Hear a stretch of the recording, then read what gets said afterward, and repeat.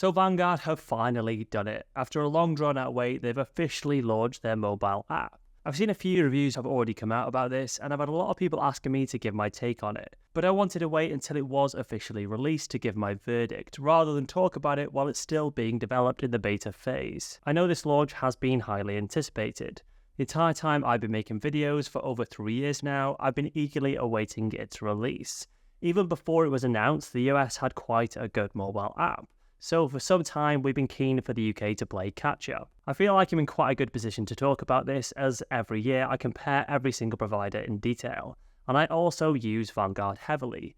I have over £200,000 in Vanguard investments, and a good 50% of that is on their platform. But I also use other apps equally, and I'm not affiliated with Vanguard in any way, so as always, I won't be holding back. So let's run through what's been launched and what's available on there. Starting off strong, the app is available on both Apple iOS and on the Android Play Store, so everyone should be able to get access to it. It's also got 2FA, two-factor authentication, which is good.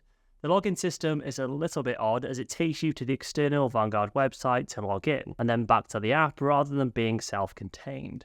Which isn't a huge problem, but it feels a little bit clunky. I'd rather just get straight into the app. So by default, it uses the typical login verification you would see on the Vanguard website.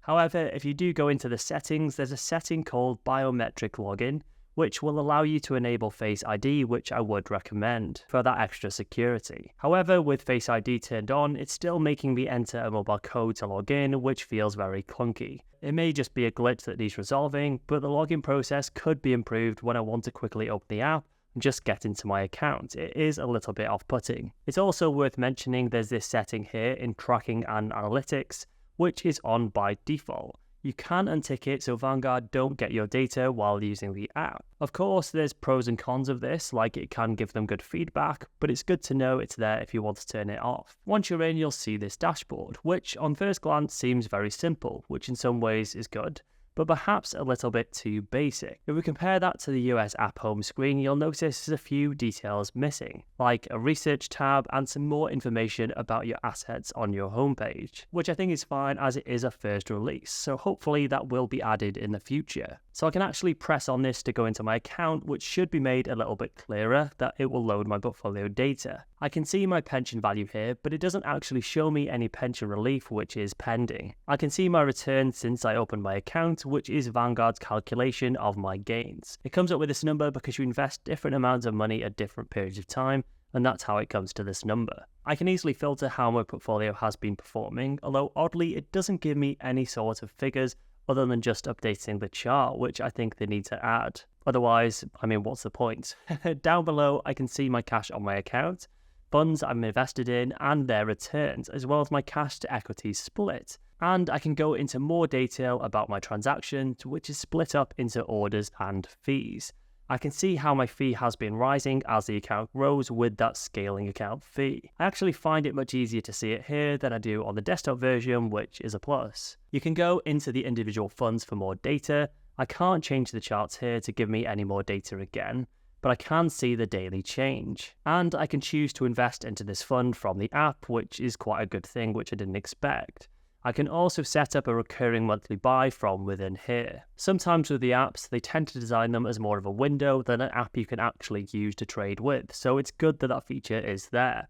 And that's pretty much the limits of what you can do within here at the moment. There's a help tab with some FAQs, there's an explanation of the features, and you can give them some feedback, which I would encourage you to do to improve the app. What I find quite funny is there's a what's coming soon section, which actually has nothing there.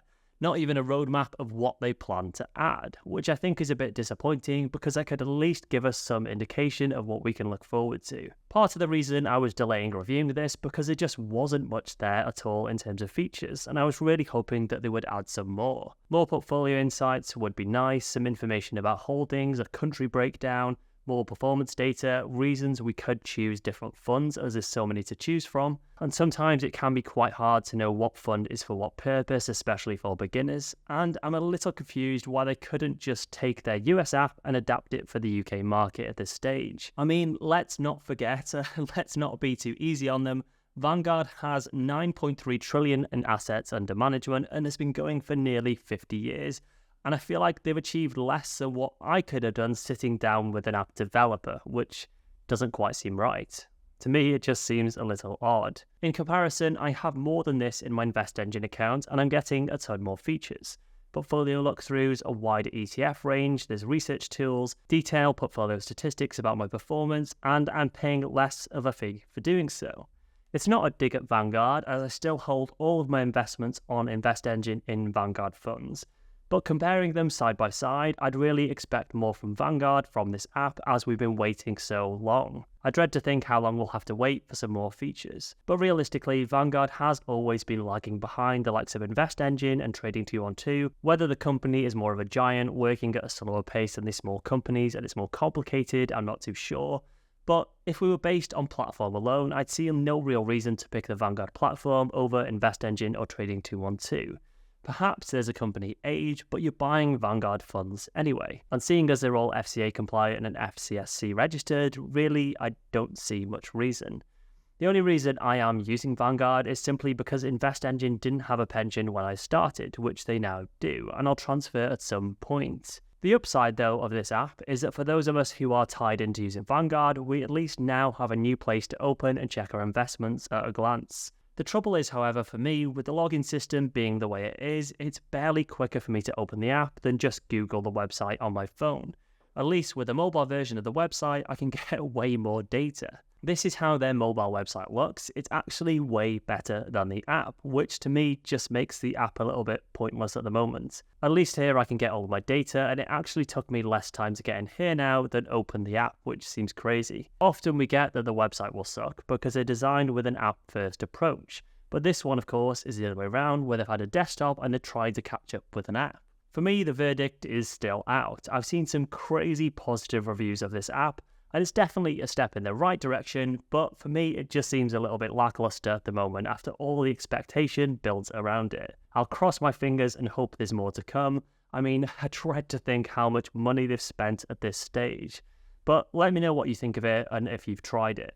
I'll have an update of all of my portfolios coming soon, so if you aren't subscribed, stick around and hear some more videos that you might find helpful.